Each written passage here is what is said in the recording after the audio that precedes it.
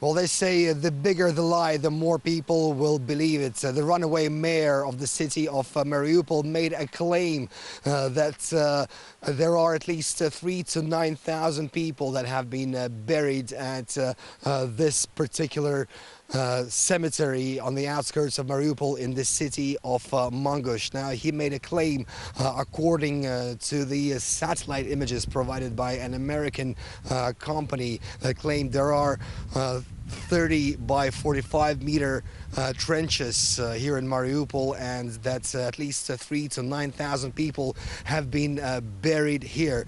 And also several Western media outlets have picked up that news, claiming that Russian forces did this, according to the mayor, to the runaway mayor Boychenko, and basically accusing them of atrocities. And they also said that this information cannot be independently verified. Well, I am here now.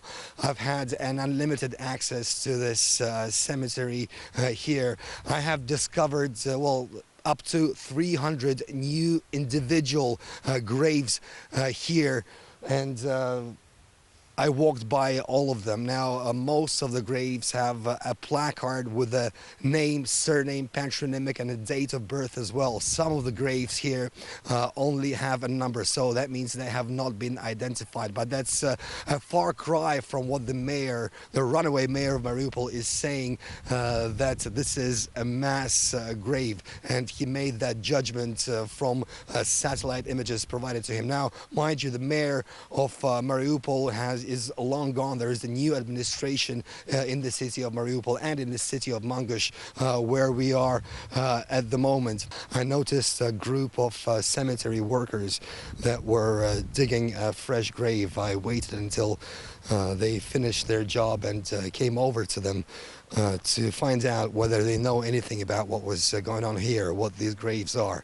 Конечно, это было бы место закрыто, и это не показывалось, не каждый не проезжал бы, не мог на это посмотреть. Это все предназначено, как говорится, по-человечески людей хоронят. Это не братские могилы, и никто тут никого не, как говорится, в общую могилу не сваливают. Каждому человеку, хоть какой он, ВСУшник или мирный, это без разницы, это человек все-таки.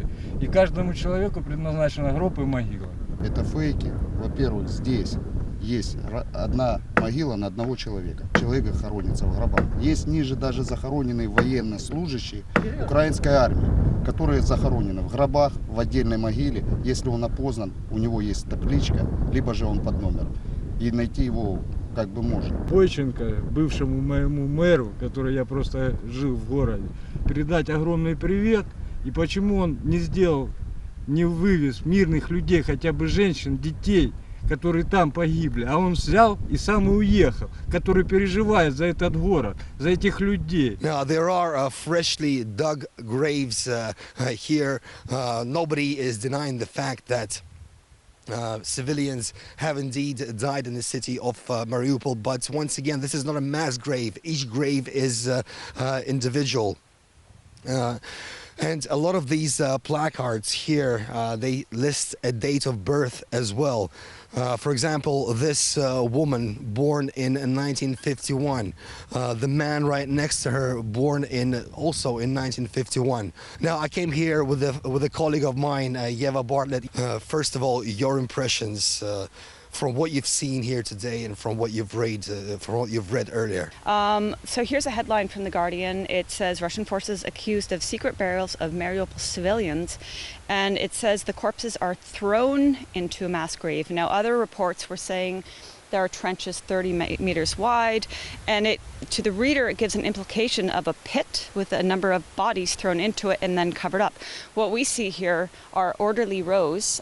Sometimes there's rows of 4. In this case, there are empty graves here, not yet filled, but the media is not noting. They're including this in their tally. And these are all orderly. When it's possible, the names have been given, the date of birth. When not, they are given numbers. These claims are never substantiated. They're always claims made by people who are not even on location.